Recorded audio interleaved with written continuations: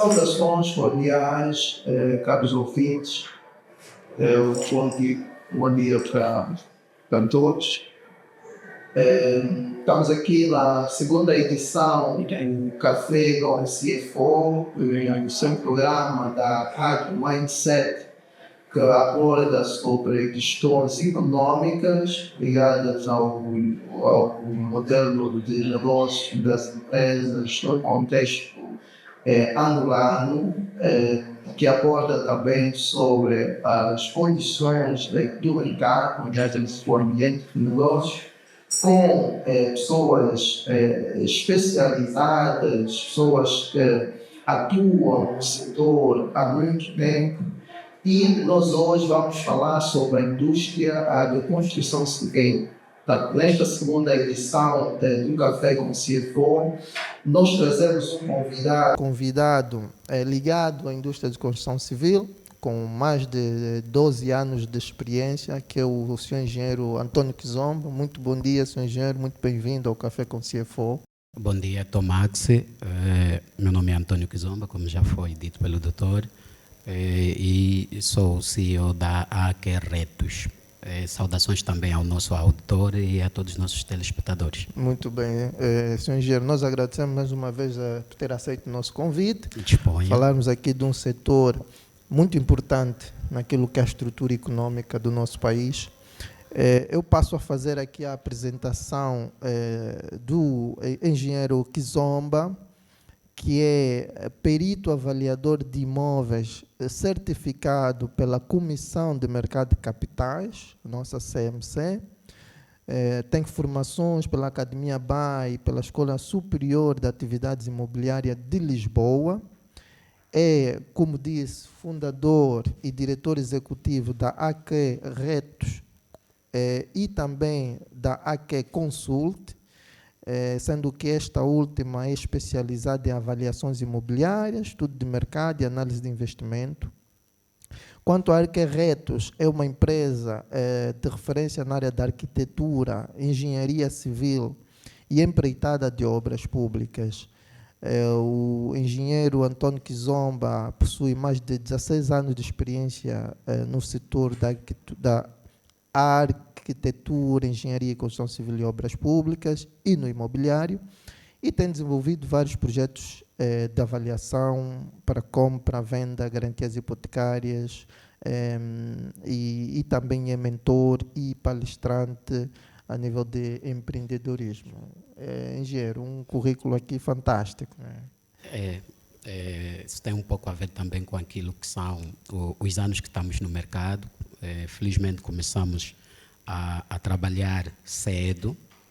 Nós viemos de um seio social em que o contexto era fim do ensino médio, comece logo a trabalhar, então não havia aqui muitas escolhas, senão seguir aquilo que era o percurso natural do nosso ambiente social. Muito bem. E começou mesmo na área de construção civil, né? Comecei na área de construção civil. Eu gosto de dizer, em jeito de brincadeira, que a única coisa que sei fazer de verdade é betão. Hoje fazemos mais do que betão, fazemos avaliação de imóvel e trabalhamos com outros tipos de negócio. Porém, deixa-me só aqui contar um pouco daquilo que é o meu repertório a nível da área da arquitetura, engenharia, construção civil e obras públicas. Eu começo a trabalhar em 2008 na Teixeira Duarte, certo, antiga Direção Nacional de Aviação e Trânsito. Hoje tem um nome diferente, não sei nem pronunciar, okay, mas pronto, aquela obra que está lá na Rua do Sanatório foi exatamente a primeira obra que foi, depois de terminar o curso como técnico de desenho e projeto. Passado pouco mais de um ano, vou para a DAR Angola, que anteriormente era designada Dar Alandarsa, onde também atuei como técnico fiscal de obra. E isto foi num projeto que era o projeto de reabilitação da Estrada de Catete, mas o projeto designava-se Via Expressa Luanda-Viana. A nossa famosa autoestrada, Via Expressa. A primeira tentativa de famosa autoestrada. Exato, exato. O nome do projeto era Via Expressa Luanda-Viana e ruas adjacentes. Ruas adjacentes, estamos a falar da 4ª Avenida, atual Rua dos Comandos, ali na Jota, no Kazenga. Estamos a falar da Avenida Hoje Aienda. Estamos a falar da Shoprite. Estamos a falar de Escongolense para cima e estalagem para baixo até ao quilômetro 25. Também estamos a falar de Golfo 1, Sanatório, Golfo 2. Então, eu andei um pouco por aí. Conhece bem as entranhas, as saídas. Conhecemos bem os pontos mais sensíveis desse projeto, as zonas onde foi exigido muito mais trabalho e ficamos por aí cerca de quase 3 anos até ser transferido para o Hospital Geral de Viana, ainda pela Darangola. Deixei a Darangola, fui para a New Project, que depois passou a chamar-se E-Project, onde atuei como técnico auxiliar de arquitetura, de desenhador projetista, e fiquei ali como projetista, fiscal de obra, por cerca também de 3 anos. Muito Deixado a New Project, fui a Space Project. E a Space Project foi a companhia onde eu fiquei mais tempo. Fiquei na Space Project cerca de 9, 10 anos. E eu comecei na Space Project, fui inserido imediatamente naquilo que era a construção do grupo de hotéis e os 66 hotéis dos 3 As. Pois os famosos 3 As. Os famosos por todo o país. Por todo o país. E foi esse o projeto que, na época, embora, vamos dizer, menino, aos 20 e poucos anos, levou-me a conhecer o país todo. Aquilo tinha um sistema de rotação entre os técnicos e nós tínhamos que ir um pouco por toda a parte. Excelente. E como o projeto era de magnitude nacional, daí então ter galgado um pouco de todo o território nacional, tanto do ponto de vista aéreo quanto do ponto de vista terrestre. E trabalhamos neste projeto. Saído deste projeto, ainda pela Space Project, fui redirecionado para o centro, a capital. Nesta época, fiquei responsável por fazer a fiscalização como fiscal adjunto do Hotel Diamante. Do Hotel Diamante já estava pronto, tinha algumas questões que eram precisas ser revistas, e nós ficamos lá 2 anos nessa revisão, no sentido de atender aquilo que eram os critérios a nível de segurança, instalações elétricas e por aí vai, sistemas de combate a incêndio. Passamos dali, fui para o edifício Topaz. O edifício Topaz é um edifício de escritório que está por detrás do edifício 3 As, um edifício, a primeira obra completamente em estrutura metálica. Daqui da cidade? Da cidade. Uma obra que foi completamente em estrutura metálica, depois só veio aqui os revestimentos. Fiquei lá por algum tempo e saí dali, depois fui para a Rua do Benfica. Rua do Benfica, eu gosto de dizer, a rua é o meu primeiro filho, porque fiquei lá muito tempo. E foi daqueles projetos que fiz do início, quase que de forma autônoma, auxiliado por um engenheiro sênior, mas eu que estava lá permanentemente.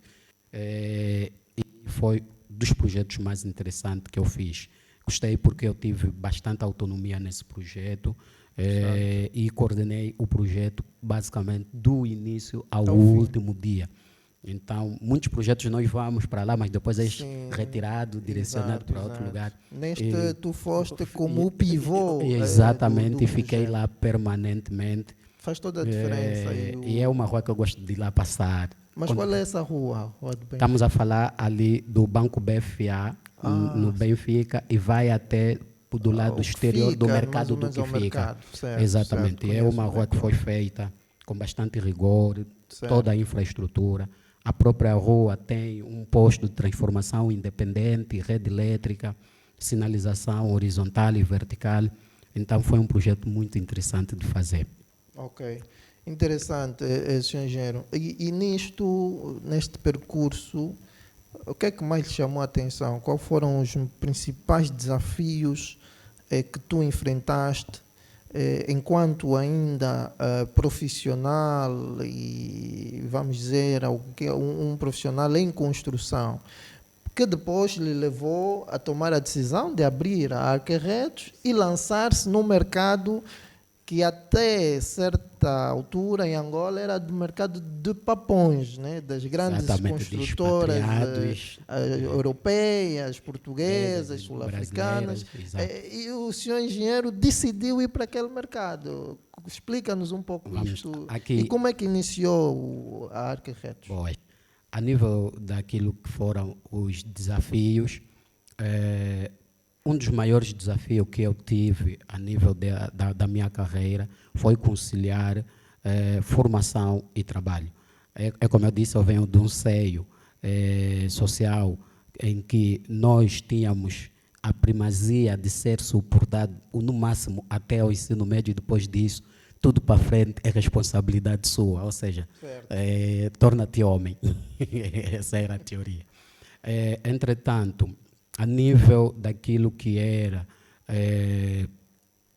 o ecossistema, o mercado, o setor da construção civil em Angola, como disse muito bem, era maioritariamente dominada por empresas expatriadas. Empresas com origens a nível das Europa, do Brasil e por aí vai. E isso gerava aqui um problema para nós enquanto profissionais angolanos, porque as empresas expatriadas vivem muito vamos dizer, o ambiente econômico, ou seja, os momentos de crise, os momentos de crescimento. Certo. E estas empresas, nos momentos de crise, tendam a abandonar, tendam claro. Desfazer o projeto. Claro. E quem paga por tabela? Somos nós, os profissionais, que acabávamos ficando sem postos de trabalho. Exatamente.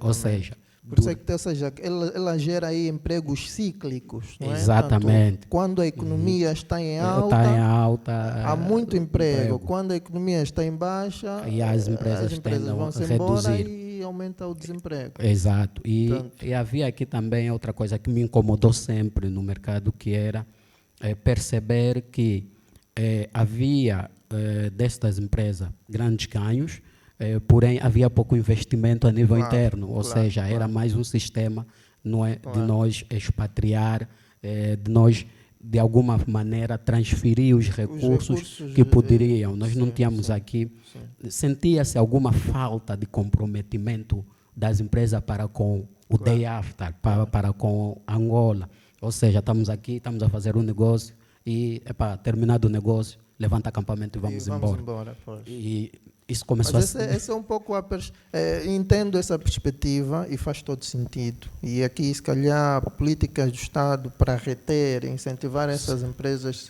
são apropriadas. Certo. O fomento do empreendedorismo também. Exato. Mas também aqui uma questão, e isto continua, ou seja, as empresas estrangeiras, expatriadas, muitas vezes não criam bases muito sólidas cá. Ela arrenda um escritório, arrenda um espaço para o estaleiro, eventualmente compra as máquinas, mas depois ou até pode alugar, fazer o tal leasing, não é, das máquinas. É como se estivessem sempre pronto para pular fora. Para pular fora, pois. Reduzir risco. No final do dia também é um modelo de gestão de risco. Exatamente. Mas pronto, nós angolanos, o país fica prejudicado. Exato. Nós como angolanos não temos como pular fora. E viu uma solução para isso. Exatamente. Então. E foi nessa altura, tendo em conta essa percepção do mercado, essa percepção da falta de comprometimento, da visão de longo prazo, começou a se fazer um pouco, vamos dizer, ameaçador não tomar aqui uma posição diferenciada. Em 2018, eu estive a trabalhar no Naile, Novo Aeroporto Internacional de Luanda, chamava assim, agora tem um outro nome. Agora é Dr. Antônio Agostinho Neto, e que nós celebramos ainda ontem o seu mais um aniversário, né? Pois e o NAIL estava subdividido em 2 subprojetos essenciais. Certo. Que era as 5 estações, que no fundo era da estação do Bungo, a estação ali do Kazenga, a estação da FIO, da estação do Grafanil e por aí vai, eram 5 estações até que a linha entre dentro do novo aeroporto. havia uma empresa que estava a fiscalizar na época a construção da linha e nós estávamos responsáveis por fiscalizar a construção das 5 estações. Eu era o técnico sênior fiscal da estação do Bungo, a estação primária e principal, coração, zona de distribuição, é de lá que partia e era lá o ponto de chegada. E claro que a infraestrutura da estação do Bungo era significativamente maior comparada às outras. Porém, houve determinada, em 2017 e 2018 também começou a haver aqui algum agravamento do cenário econômico-financeiro. E a empresa em que eu estava na altura entendeu reduzir estrutura pessoal. E, pese embora ter sido um dos escolhidos para permanecer, havia uma condição que era ter determinadas regalias reduzidas. Né? E para mim já não fazia sentido. Estava no mercado, já era cerca aí de 12 anos, 10 anos de mercado e já não fazia cintura. Preparamos o CV e saímos para o mercado de trabalho em busca de novas oportunidades, novos desafios. Dilema, o CV de alguma forma estava muito grande, já tinha mais de 12 páginas, era muito projeto, porque nós do ponto de vista profissionais da área da construção civil, obras e arquitetura, o nosso CV é um CV portfólio. É bastante interessante mencionar os projetos, discorrer como discorrer aqui, que estive no projeto X, Y, e isso acaba tornando. Eu, para além de trabalhar com a componente fiscalização e engenharia, eu sou desenhador projetista e desenvolvo projetos de arquitetura. O que leva eu a adicionar mais algumas páginas do portfólio das imagens dos projetos arquitetônicos. E houve situações em que quem esteve a me entrevistar perguntava: te coloco aonde? Pois é. Então, pronto. Aqui um risco, eu digo sempre, o risco de mercado dos profissionais altamente qualificados. Pois. Que chega a um nível que nenhuma empresa te quer, porque pode ser muito fica caro muito desajustado. para Exatamente. Exatamente. Então, nessa altura, tendo em conta já as outras dificuldades vividas, começou a fazer sentido para mim começarmos a fazer um projeto. Estava na hora de assumirmos aqui também alguma responsabilidade, deixar de reclamar, deixar de se queixar, começar a fazer. Eu, de alguma forma, felizmente, sempre tive alguma componente empreendedora. O meu primeiro empreendimento foi um cybercafé na casa dos meus pais, em 2013, que era um projeto que eu tinha em paralelo com a minha atividade profissional principal. Então, nessa altura, 25 de janeiro, uma data que não esqueço, Ali, então... fiz o outro filho que eu não tinha. 25 de janeiro de 2019, constituímos a Arque Retos. Na altura tinha um nome diferente, mas foi dali que partiu o projeto. Nessa altura, em 2019, também estava o PR a lançar o PIM. O PIP, sim. Exatamente. Sim, o PIP. O mercado da construção civil, como disse, é o mercado de gigantes, de companhias internacionais e empresas poderosas. E nós, estrategicamente, precisávamos começar. Eu sempre desenvolvi estudos e projetos para pessoas em particular, sempre fiz uma habitação, sempre fiz um anexo, sempre fiz um restaurante. E a ideia era, como vai ter o PIM? Estrategicamente vamos sair de Luanda, porque aqui é a zona dos tubarões. Pois, muito bem. Ok, senhor. Então ali foi a data 25 de janeiro de 2019. Foi a data então que a Arque Retos surgiu. Exatamente. Né? E ali entra diretamente, ou seja, vai concorrer para o PIM. Vamos concorrer para o PIM. Programa Integrado de Intervenção dos Municípios. Sua Excelência, o senhor Presidente da República. Exatamente. Senhor Engenheiro, de lá para cá, como é que vê a evolução do setor da construção civil em Angola? E quais têm sido as oportunidades, em primeiro lugar, né? Estudos do INH apontam que nós temos um déficit de residências, por exemplo, a rondar os 2, 3 milhões de fogos habitacionais. Penso que há aqui uma margem muito grande de crescimento, mas também sabemos que tanto há desafios de toda a índole. Né? olhando para retos, olhando para o mercado, quais foram os principais e continuam a ser os principais desafios e, obviamente, depois vamos explorar as oportunidades. Boas. Desafios. Olha, Tomax, o setor da construção civil nacional, eu gosto de dizer a indústria da AICE, arquitetura, engenharia, construção civil, obras públicas, tem diversos desafios. Eu costumo dizer que um dos maiores desafios é aqui o cumprimento da legislação.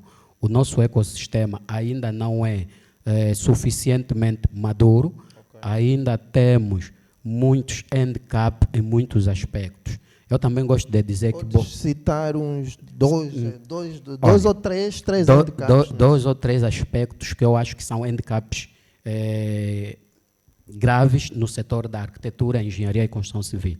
O primeiro é a forma como nós trabalhamos os estudos e projetos. Nós, antes de começarmos um projeto, até mesmo antes do concurso público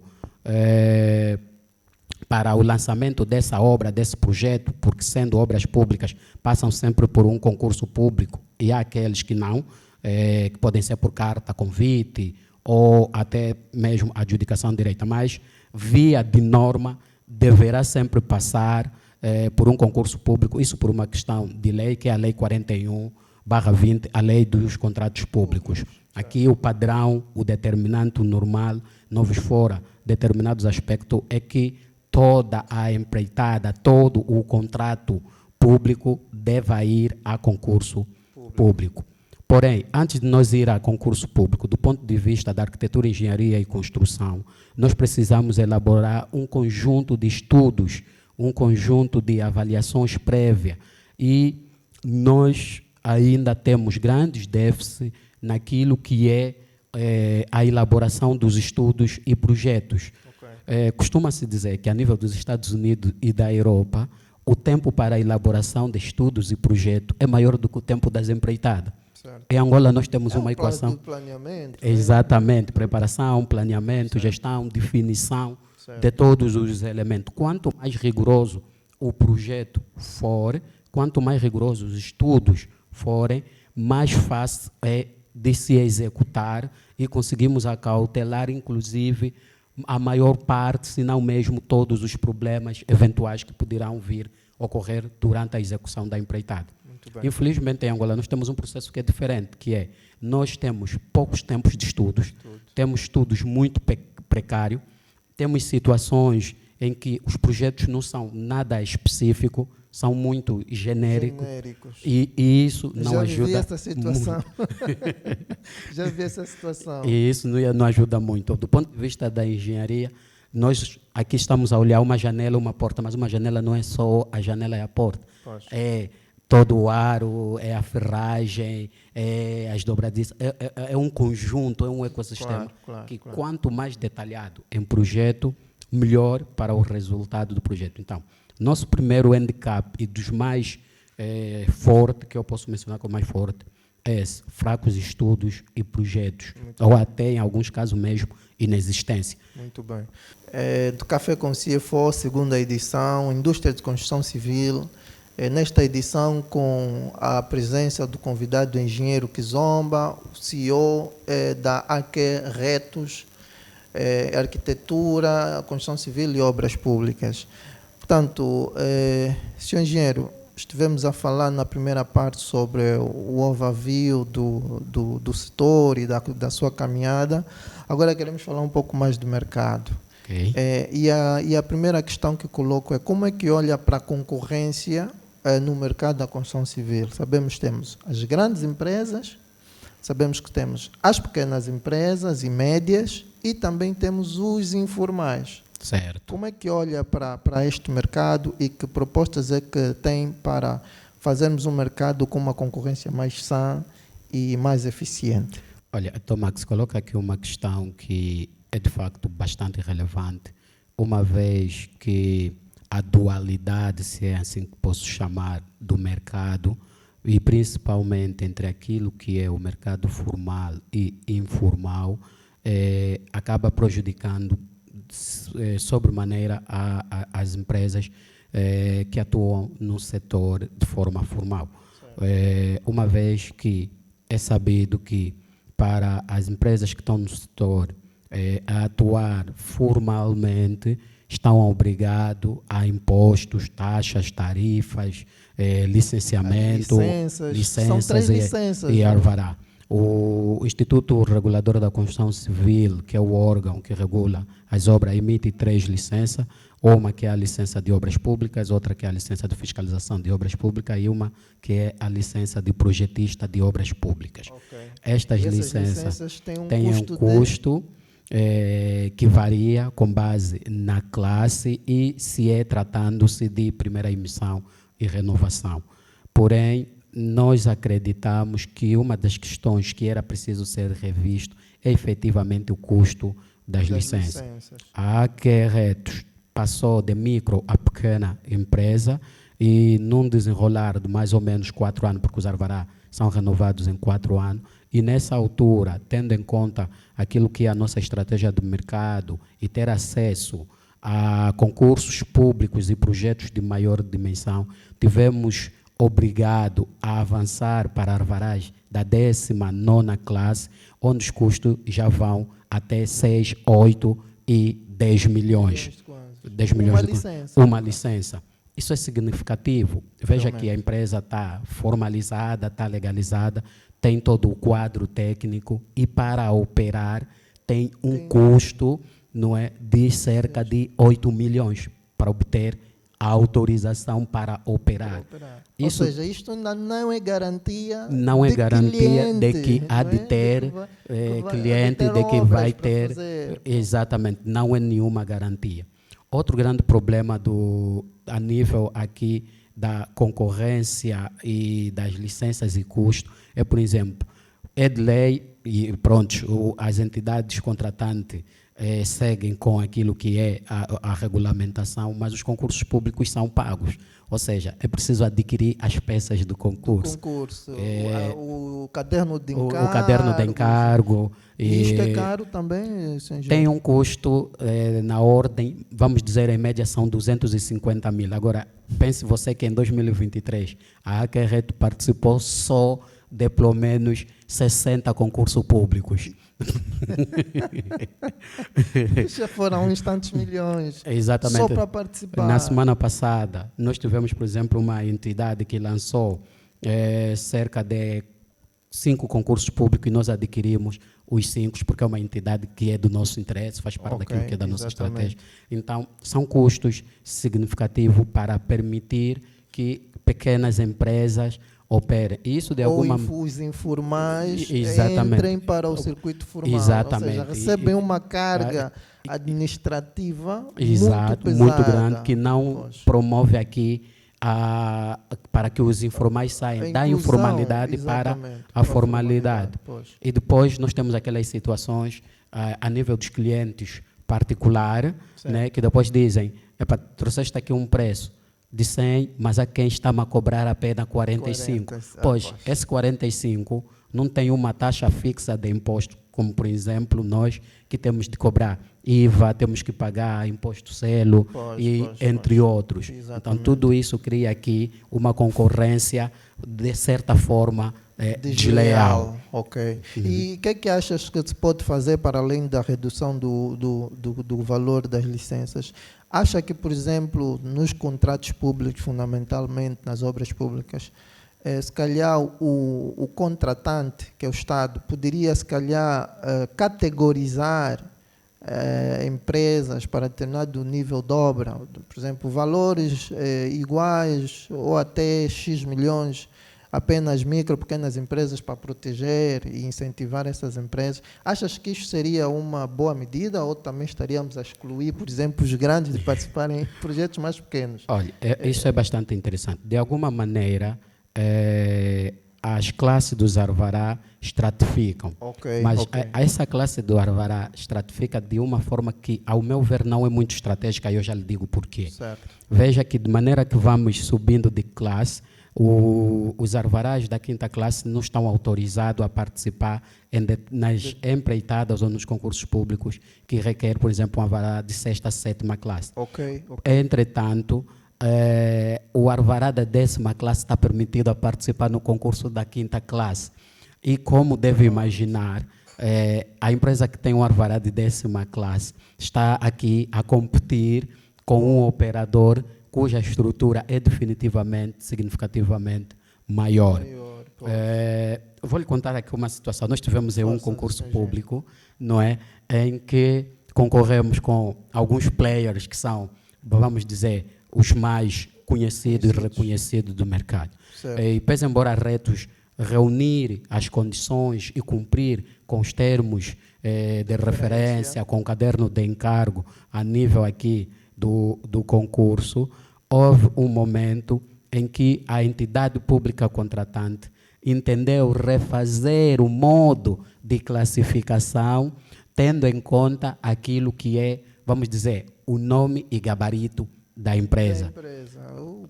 E acabamos ficando, ou seja, e nós depois reclamamos, claro que a lei permite contestar, e depois a resposta na reunião que tivemos foi mais ou menos tipo, mas vocês não podem se comparar com este.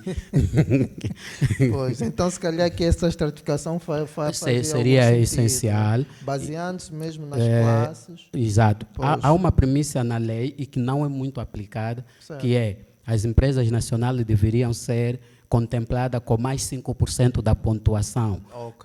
Porém, esse princípio, muitas vezes, não é só que não é usado, mas é aplicado quase que de forma inversa, que é nesse caso em que, ao invés de olharem a micro, pequena empresa, pela proteção aqui da legislação do INAPEN, do conteúdo local, olhou-se pela dimensão, nome e história da empresa que tem maior magnitude. Pois. Senhor engenheiro, falou das questões fiscais e pronto, em todo lado fala-se das questões fiscais, do IVA e de outros impostos.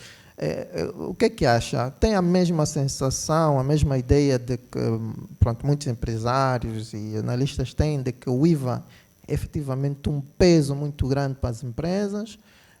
Ou não olha dessa forma? E não só o IVA, como os outros impostos, a tributação em si. Veja, Tomax, essa questão é bastante relevante na medida em que o IVA não é só um peso significativo, mas modifica completamente a estrutura daquilo que são os orçamentos. Veja, eu gosto de dizer às pessoas, se veres uma placa de obra, escrito, obra, valor da obra, vamos dizer aqui, a título de exemplo, 1 milhão, tenha certeza que o empreiteiro recebeu menos de 800 mil. Porque cativou o Estado, e aqui é algo que eu não percebo bem, se calhar o Dr. Max, enquanto especialista da área de economia, poderá nos explicar porque veja, nós como é que fizemos a estrutura de preço para uma empreitada de obra pública? Nós temos aquilo que são chamados custos direito, cimento, mão de obra e por aí vai. Tudo isso constitui um preço. Depois, sobre esse preço, é acrescido 14% de IVA, 6,5% de retenção na fonte e mais 1% de selo. Ou seja, estamos a dizer que num projeto de obra pública, cerca de 21,5% é só impostos. Agora, se colocar sobre isso aquilo que nós chamamos de BDI, que são benefícios e ganhos indiretos, lucros do operador, então estamos a dizer que numa estrutura, e vou supor que fizemos 15% de BDI, de benefícios e lucro, então estamos a falar 21,5 mais 15, vê que estamos ali a rondar cerca de 30 e tal, só de estrutura de custos indiretos. E depois as pessoas ficam melindradas com o preço das obras públicas. Não tem como. E uma das maneiras de nós minimizar aqui o custo das empreitadas era efetivamente entendermos que o IVA ou precisa ser significativamente reduzido ou então até mesmo excluído, porque 6,5 mais 14 tem um peso enorme no orçamento. É enorme, é verdade. Mas aqui, depois, a própria mecânica do IVA permite deduzir o IVA, ou seja, e as empresas de construção são as empresas de construção são das que também muito podem beneficiar ou beneficiam, pelo menos do ponto de vista do modo operandi, das deduções do IVA, né? Ou seja, ela coloca o IVA no seu preço, aliás, não devia estar na estrutura de preço, mas ela aumenta, obviamente, o preço ao consumidor final, mas ela pode depois deduzir o IVA fazendo o match entre aquilo que fatura e aquilo que compra, né? Isto tem sido feito e vocês têm tido créditos de IVA, mas depois ali outra questão é se conseguem ter os reembolsos do IVA. Eu ia fazer, né, aqui uma questão curiosa e em jeito de brincadeira. Deduz? Bom, teoricamente tem que deduzir. Exatamente, né? Em forma, teoricamente e a nível de estrutura, há uma grande dificuldade de aceder-se a esses créditos. Okay. E nós na construção civil, isso não é só agora que foi implementado, mas mesmo até antes do IVA, nós já vivíamos grandes dilemas. E uma questão que poderia melhorar significativamente o setor das obras públicas, construções e empreitada, o investimento público nas infraestruturas, era repensar-se aqui outra questão que é relativamente aos reequilíbrio, compensações e aqui amortizações. Okay. Por quê? Nós temos cenário em que o operador precisa tirar a declaração de não devedor, mas não consegue porque deve 20 mil kwanza, mas a nível de faturas pendentes de pagamento, o Estado me deve 20 milhões. Isso não faz sentido nenhum. E nós não conseguimos ir a concurso público se não tivermos a declaração de não devedor. Exato. Agora então, vê aqui o dilema. A nível do IVA, nós começamos agora um processo para solicitar o abate de determinada dívida que nós temos junto da AGT com base no IVA a receber. Certo. Como deve imaginar, as empresas de construção civil compram muito. O operador do setor da construção civil, na verdade, aquilo que ele tem de margem não é lá grande coisa a nível do valor, porque todo o dinheiro que circula no ecossistema do operador é a obra em cash. Okay. E ali tem pouco negócio. Entretanto, isso faz com que o IVA a receber seja significativo. Só que, infelizmente, nós temos muitas dificuldades, não é, para aceder a esses créditos. E esses créditos, e há um ponto até que nós dissemos, ok, não nos deem os créditos, vamos fazer aqui um balanceamento, uma equação de compensação. Pois. Ainda assim não tem isso, ou seja, o sistema da AGT não conversa entre si e cobra de quem tem 25 milhões para receber 5 mil kwanzas. Realmente, aqui é uma máquina, a máquina fiscal precisa ainda estar melhor preparada, né? Embora continuam a fazer os desenvolvimentos, quer ao portal e quer a nível da legislação também, né? Estamos ali a trabalhar, a Administração Geral de Tributário está a trabalhar nos novos códigos, vamos ver se isso melhora essa questão, né? Certo. De facto, deu-se bastante, já avanços, né? Algum avanço, é notório esse avanço, mas ainda precisamos trabalhar. Precisamos trabalhar também aqui um pouco o aspecto fiscalização, porque hoje nós, operadores da construção civil, estamos sempre a comprar, agora corremos o risco de comprar e nós recebemos aqui um projeto da parte da AGT no sentido de excluir-se algumas faturas que cobraram IVA, mas eram operadores que não estavam autorizados a cobrar IVA. A pergunta que nós colocamos, de quem é a responsabilidade? Quem fiscaliza? Da AGT. Aqui eu acho, não é o primeiro operador e não é só do setor da construção, temos outros. Não pode ser. A AGT não pode obrigar as empresas a irem atrás dos seus fornecedores porque não entregaram IVA ou porque não faturaram. Quer dizer, não é assim.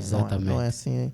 E esperamos que a AGT, que tem feito um excelente trabalho, possa de facto resolver isso junto dos operadores, em colaboração com as associações industriais, com a OCPCA, e possam ultrapassar essa questão.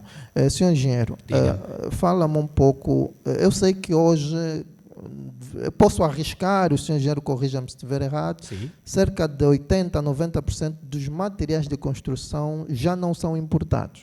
São comprados localmente. Já não são importados, já temos aqui alguma capacidade produtiva, pese embora ainda termos aqui determinada dificuldade do ponto de vista de controle de qualidade e certificação. Certo. Um dos maiores problemas que ainda temos no setor da construção civil, controle de qualidade e certificação. Nós dos materiais. O aço, exatamente. Mas e do importado também temos esse controle de qualidade? Por exemplo, nós se formos aqui à rua do Benfica, do que fica, temos aí um conjunto de lojas de...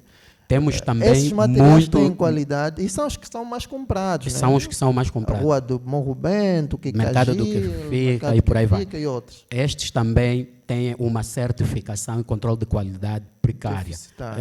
Nós, enquanto fiscal de obra, também temos alguma dificuldade.